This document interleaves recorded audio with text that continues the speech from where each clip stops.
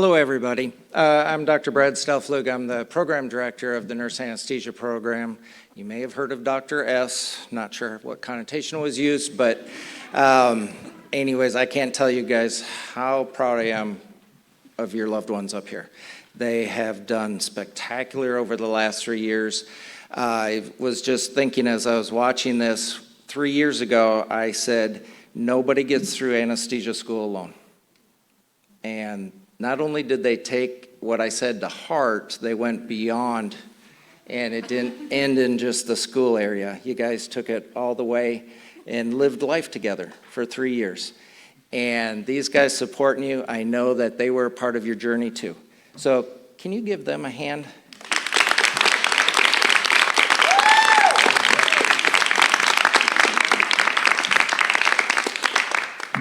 Today, we're celebrating their accomplishments.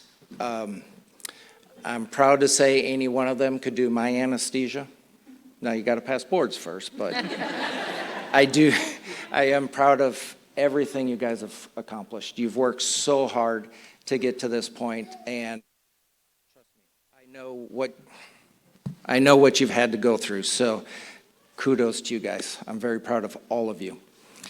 We have a tradition at Marian University where we bless their hands. So if you all bow your head with me, I'm going to bless their hands as they are about to go take care of the people that God puts in their lives.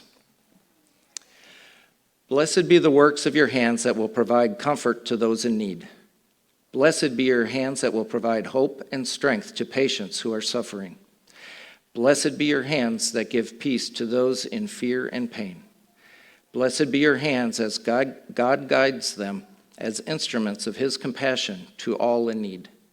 Blessed be your hands to deliver anesthesia care, concern, compassion, and commitment. Blessed be your hands that carry out caring for each other, your family, and your community. Blessed be the hands that hold the promise of your future. Blessed be the works of your hands through Jesus Christ our Lord, who will bless you and equip you to fulfill his purpose for your life. Amen. I'd like to bring up here Dr. Sarah Franco, faculty.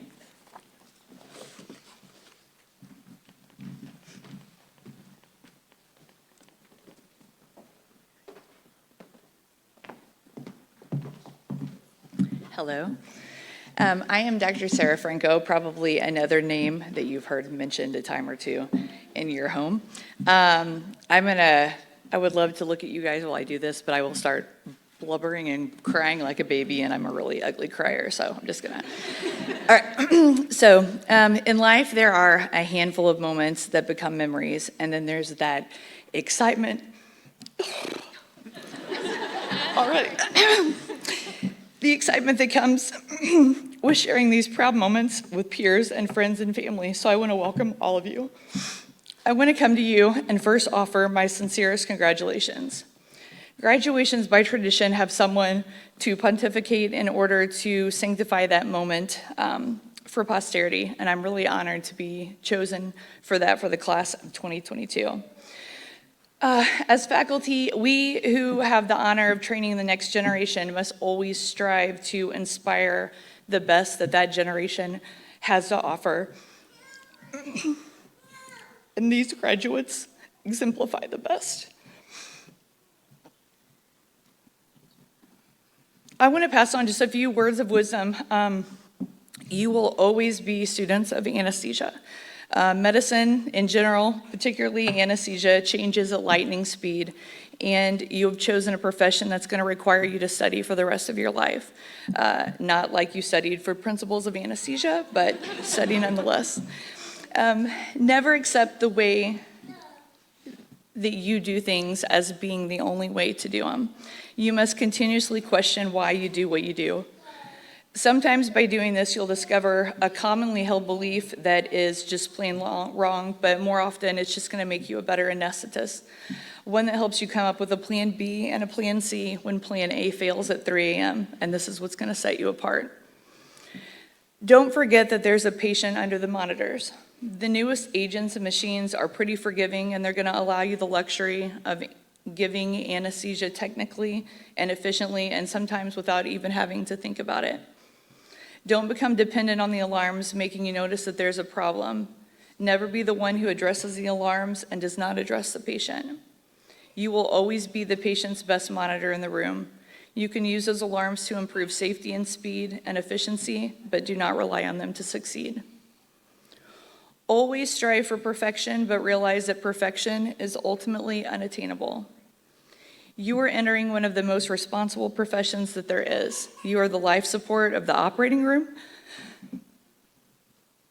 and you're the one who's protecting someone who, due to your administrations, has been deemed no longer capable of protecting themselves. And you have this awesome responsibility, but it can never be taken lightly. You must drive for perfection in everything that you do, because imperfection can be devastating. Technology has become so exact, it makes some of the things that we do almost any kind of error that can be made unthinkable. We're never prepared for our mistakes, and we often do not know how to cope with them when they do occur. One of my favorite quotes is that good judgment comes from experience, and experience comes from bad judgment. Mistakes are going to happen, but they'll make us grow if we forgive ourselves and let them. It's also true that we can do everything right for our patients, but sometimes there's just bad outcomes. Anesthesia is not an exact science. Never forget your impact on a patient. We joke everyone forgets anesthesia, but you're the last person that the patient sees before they go to sleep, the first person that they see when they wake up. You are often the last person that can help them feel calm and safe and protected before they undergo something that could be quite terrifying for them. Your patient will tell 10 to 20 people about the care that they experienced. What are they going to say about you? Life is short, and you have to enjoy it. None of us are guaranteed any more time than what we've already had. How do you want to be remembered? We all want to be remembered as someone who was fun to work with, fun to be in class with, someone who was respected for their skill and the knowledge, someone who was respected by their family and their friends, someone who made the world a better place. With your career ahead of you, you will need to reflect on the type of anesthetist and the type of person that you want to be. You have the opportunity to guide the future of anesthesia, and I know that you will not disappoint us. You have a gift and a responsibility to be one of the most important individuals for a patient during a pivotal moment in their life, and I am so, so proud of you guys. Congratulations.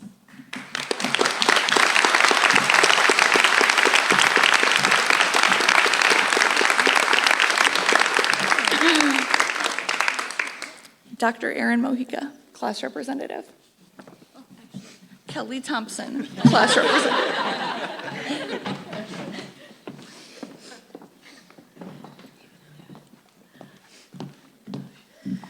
Woo, she got me emotional. Well, hello, everyone.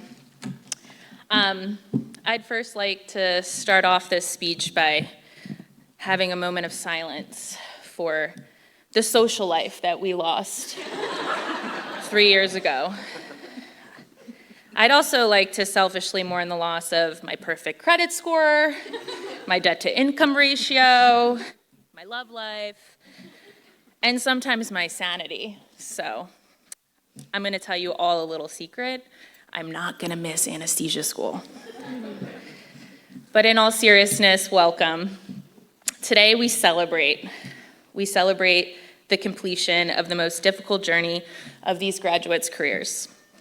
And for my classmates, you can celebrate this day as the last time you'll have to listen to me drone on.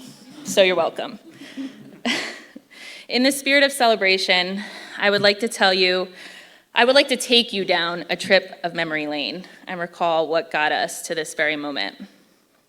On average, the class of 2022's nurse anesthesia residents spent 2,500 hours providing anesthesia.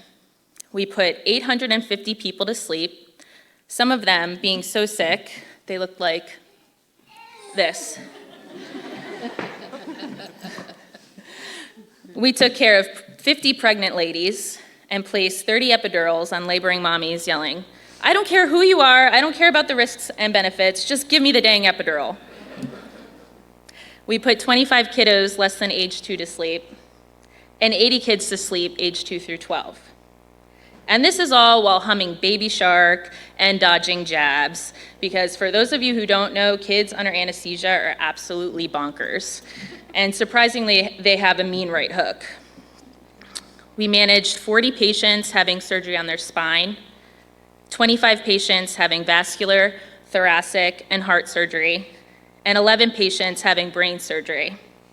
We placed 370 endotracheal tubes, 30 spinals, 50 peripheral nerve blocks, 40 arterial catheters, 6 central venous catheters, and over 100 IV catheters. But most importantly, we woke these people up from anesthesia 630 times. We did all of this throughout 4 different states and in 10 different hospitals. We studied under hundreds of different people, all with their unique and sometimes unpleasant personalities. We completed this hurdle far away from the people we love, missing birthdays, holidays, weddings, births, and even sometimes the passing of a loved one. This was not an easy feat. After all of that, including a decade of undergraduate school work, ICU work, and postgraduate education, we finally made it. We're doctors.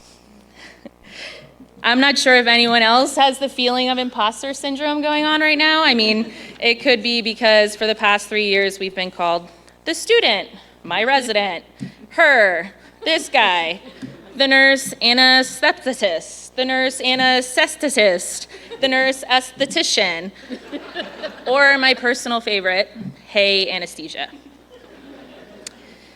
And for all of you who haven't figured out why we changed our title to nurse anesthesiologist, now you know. If you need further confirmation, just find my mother after this ceremony because she butchers the title nurse anesthetist every single time. I'm sorry, Mommy. But it's true, we are now doctors, which means we can officially kick all those other names to the curb. Congratulations.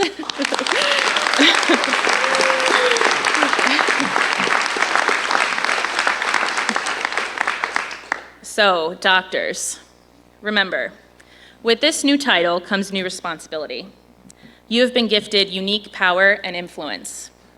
The only recommendation I'd like to impart is that we use this precious gift wisely, because the way we navigate this new world distinguishes us from the rest.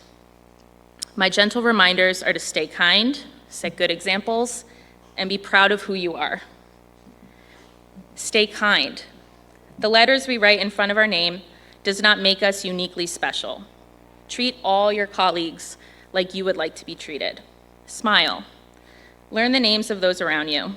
Sit at a different table during lunch. Remember, work is much more enjoyable when you foster good relationships with your colleagues. And here is some unsolicited advice. A quick and easy way to earn the trust and respect of your colleagues is supporting their efforts in a cancelectomy. And always, always, always striving for a cancelectomy of your own. We'll explain cancelectomy to all you non-anesthesia people later. Also, set good examples. Do not forget this journey. Remember every setback and every blow. Remember every time you cried and wanted to quit. Remember the people who lifted you up and also the people who pushed you down. It took a village to get you here. But now that you're at the finish line, do not forget to stop and look back. There are people struggling just to get in the race. So lend assistance to those that need a hand. Be a good mentor. Serve your community. Call out inequality. Stay open-minded. Fight for the disadvantaged and underprivileged, and speak up when you know something is unethical, dishonest, or wrong.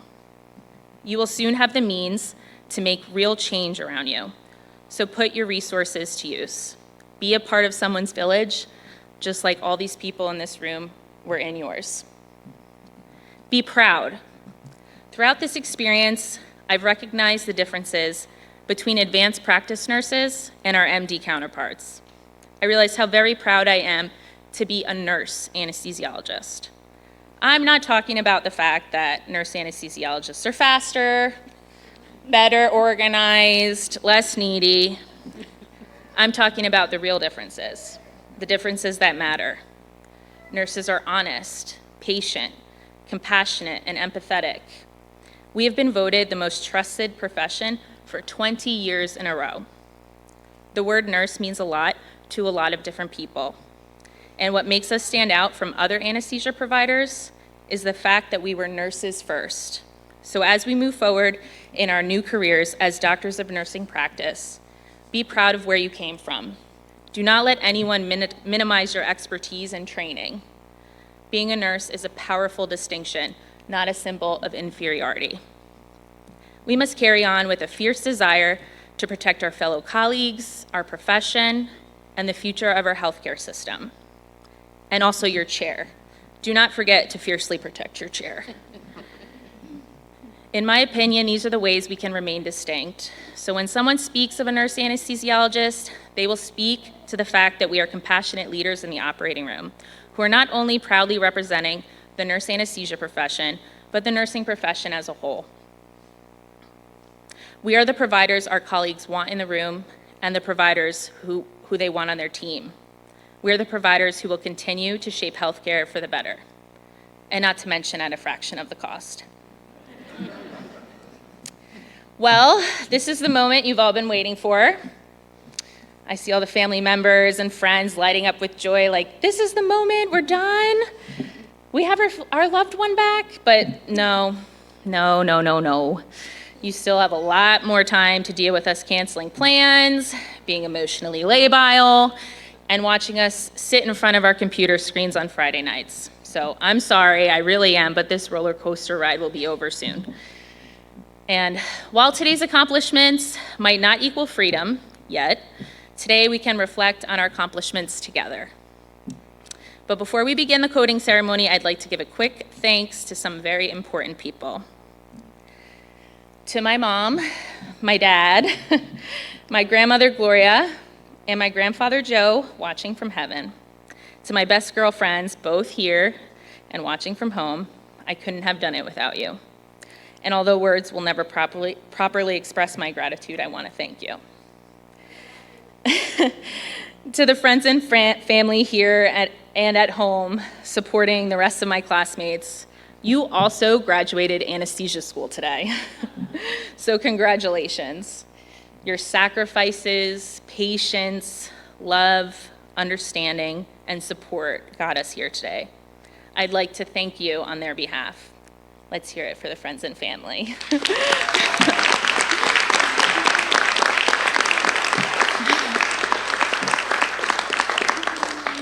To distinguished faculty and administration, your knowledge, patience, time, and ongoing commitment were undeniable. On behalf of the graduates, I'd also like to thank you. Let's hear it for them.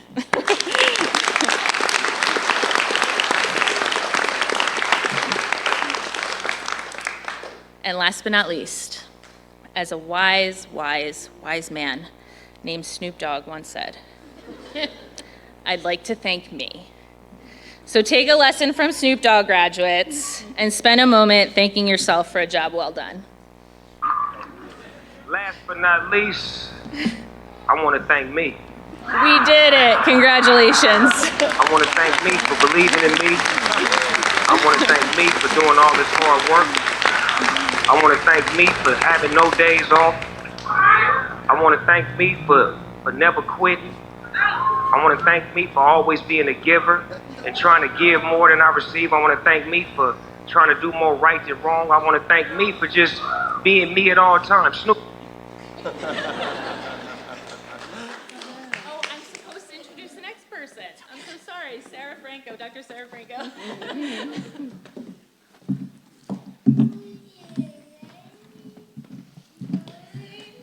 All right, as I call your name, you can go get your white coat. Catherine Bannister.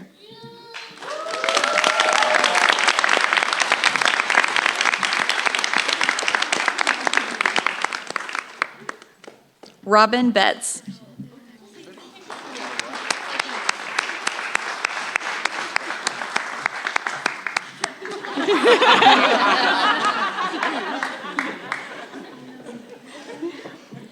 Elizabeth Brinson.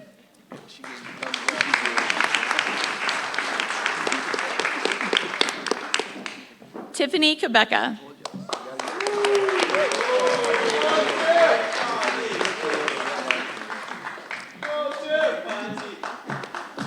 Kylie Clark.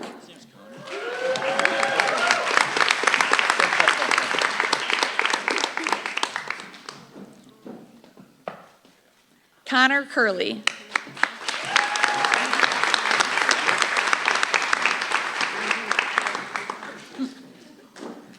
Nicole Dillahunty.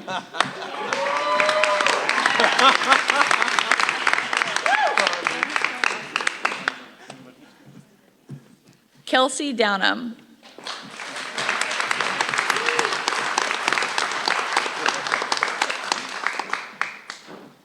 Amanda Sandoval.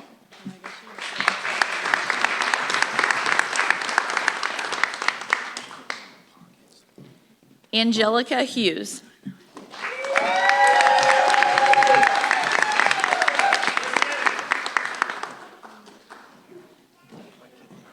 Nicholas Kiesler.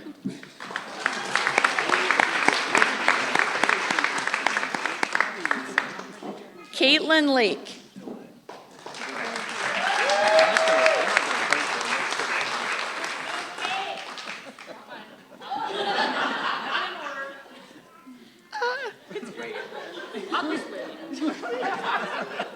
We'll get back to her. Okay. Jessica Laslovich.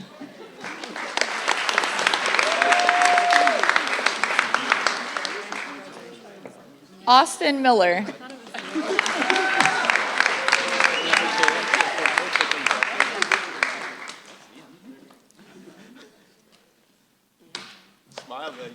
Aaron Mojica.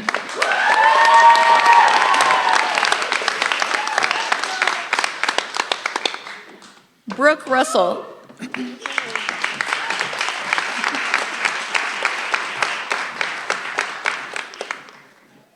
Michael Sparks.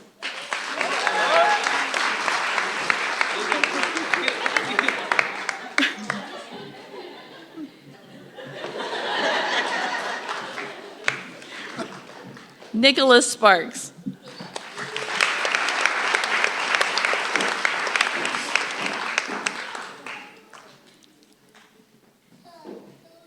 Dana Stoltz.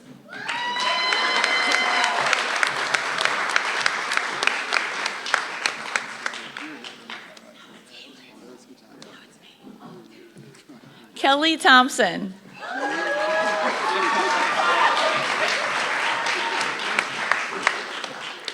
I know.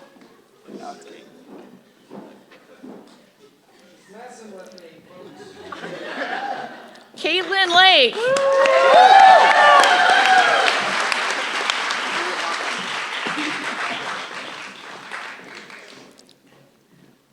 Emmanuel Owalaka.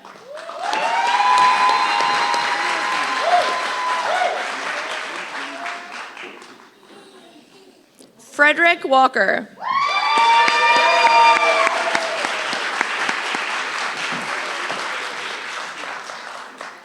And Spencer Watring.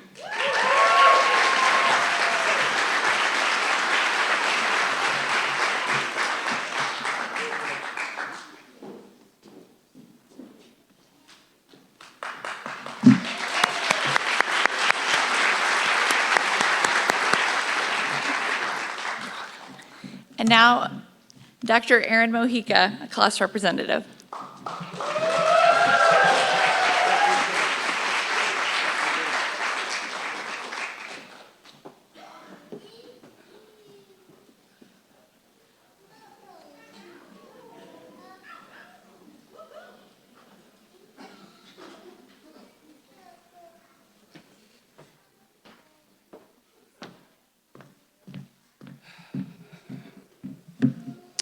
Good evening. First, I'd like to congratulate my fellow classmates for being the third cohort to finish at Marian University's Doctor of Nursing Practice CRNA program. Can we please give them a round of applause?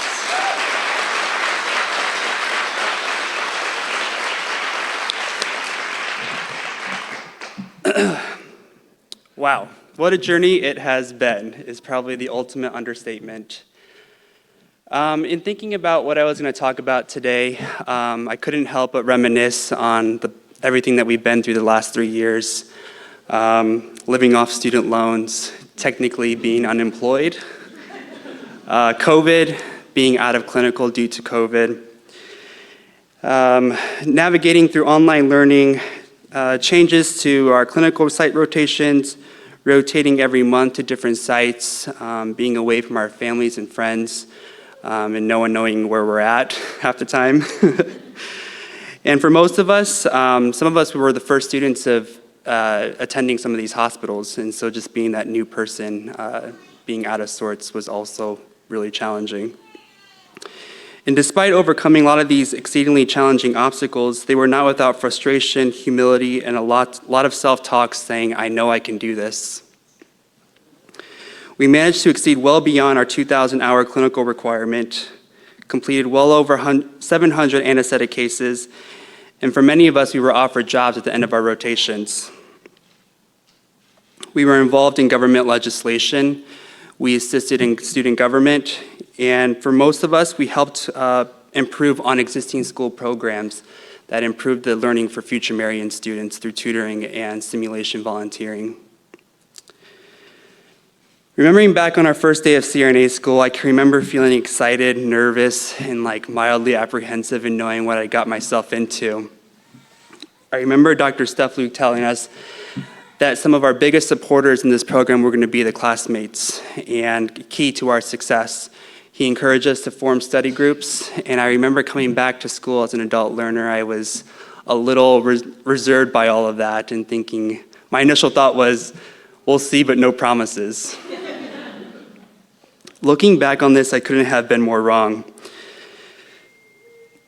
Without my fellow classmates, I don't think I would be here today. For many of my classmates, I've known them to have started new families. Some got married, others moved miles away from their home to be here to study at Marian University. Some of us lost loved ones and managed to push through while maintaining a positive attitude. Some began new relationships and others ended. Some of the biggest life challenges that we've had to face these past 3 years, and to say CRNA school was done all by ourselves, well, we would be lying. It's because of each other, our faculty, families, and friends that we're able to be here today and call ourselves Marian graduates. I am so incredibly proud of my class and to know each and every one of you on a personal basis and call you my friends and future colleagues. As we embark on our next steps of our careers, I hope that we remember what it's like to be a student and to build on what our preceptors taught us. To continue to challenge ourselves and not become complacent. To practice with confidence, excellence, and foremost, kindness. To remember where we came from and to give back to our school so we can look back and say, hey, I graduated from there. I know we will certainly have our challenges in the coming days upholding the CRNA title, but if we continue down the path that we started here at Marian, I know we will exceed those expectations. I want to thank my classmates for allowing Kelly and I to represent you guys the past 3 years. I know it's been a little challenging, but I know for myself and Kelly, we've learned a great deal and have grown from that, and I thank you for that. We wish you all the utmost success and happiness in your future careers, and thank you for truly an incredible journey, and these are memories I will forever cherish. Congratulations again, and thank you.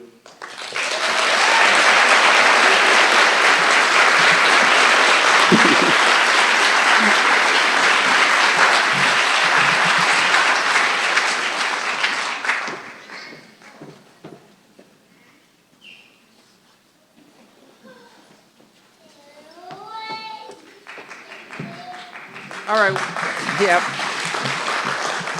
The class of 22, could you please stand for us? Can we recognize these new doctors of nursing practice?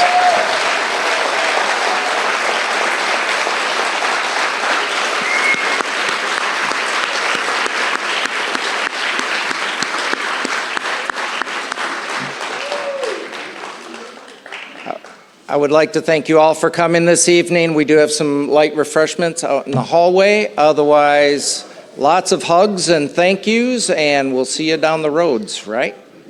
All right, thank you all. Have a great evening.